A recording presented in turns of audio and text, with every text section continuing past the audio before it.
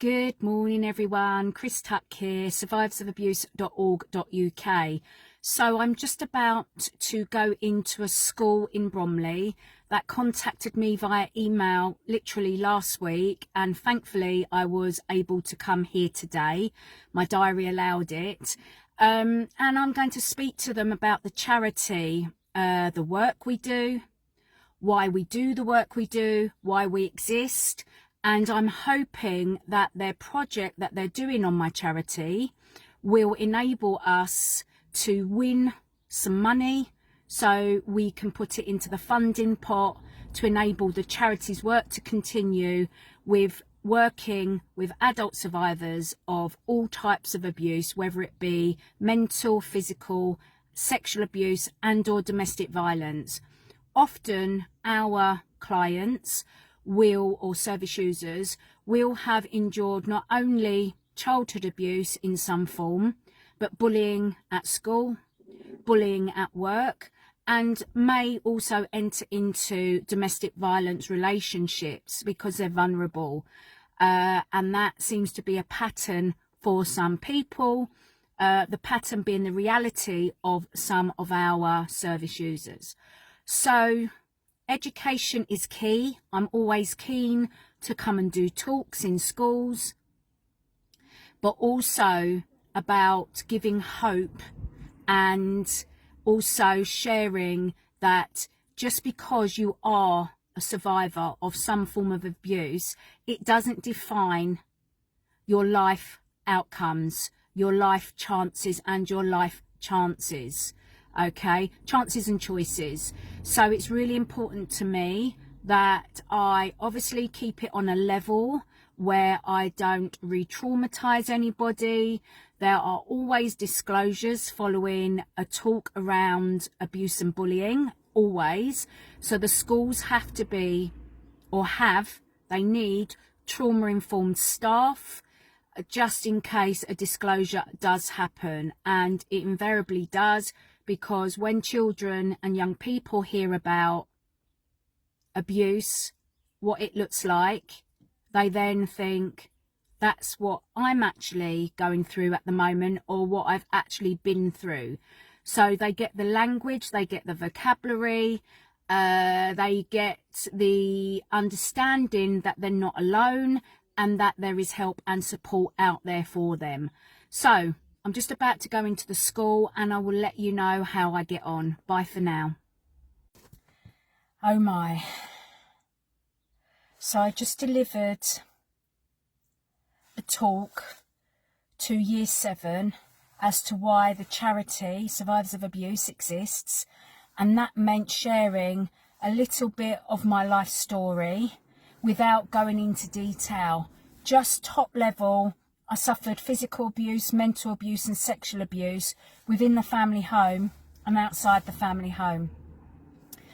Many children and young people do not even know what abuse is. They don't know about the impact.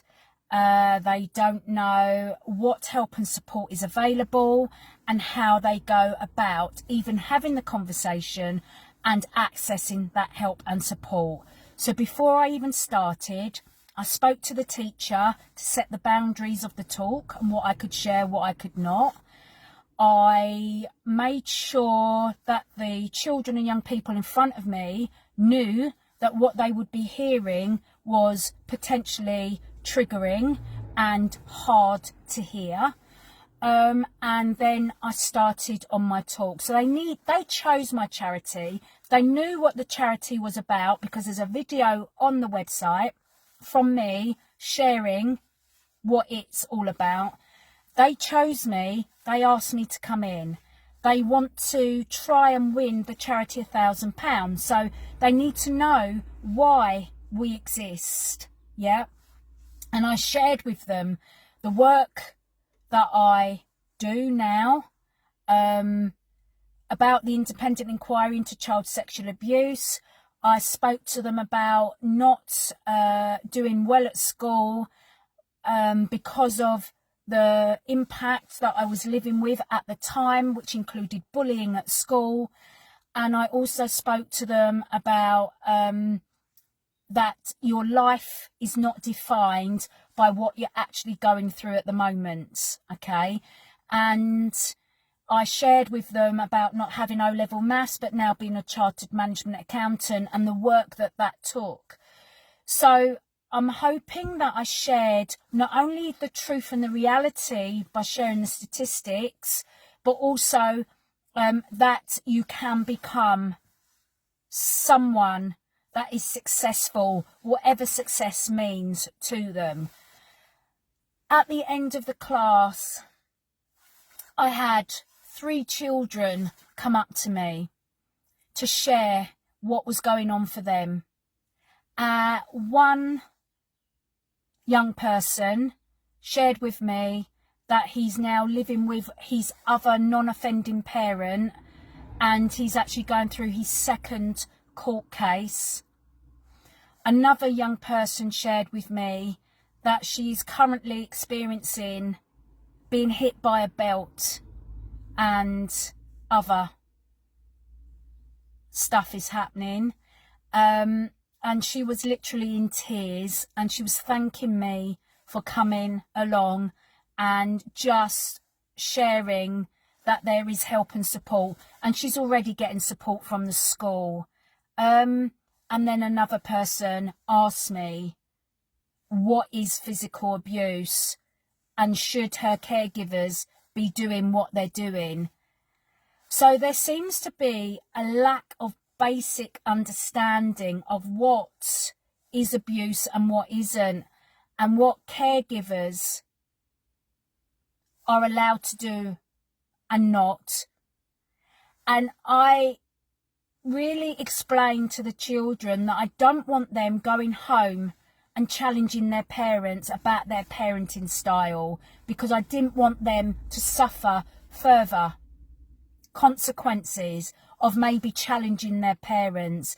But what we made clear was, what does abuse look like, what its impact is potentially, and what they can do to get help and support from a school. And I also shared with the teacher, obviously, about the ICSA recommendations of mandatory reporting that obviously is going to be impacting every single teacher in every single school, in every educational setting. So he's fully aware of what is coming. I'm not going to give the name of this school out because it's not fair, okay?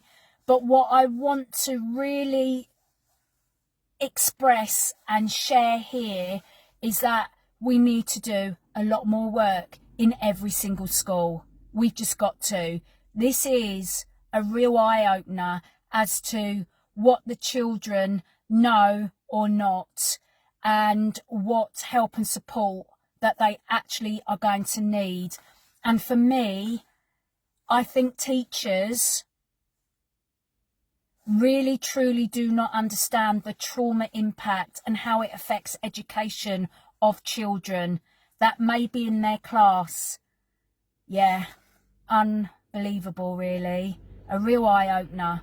You know, I've presented in schools a lot in my borough over the years, but now knowing what I know and seeing what I've just seen and experienced, we've got so much more work to do.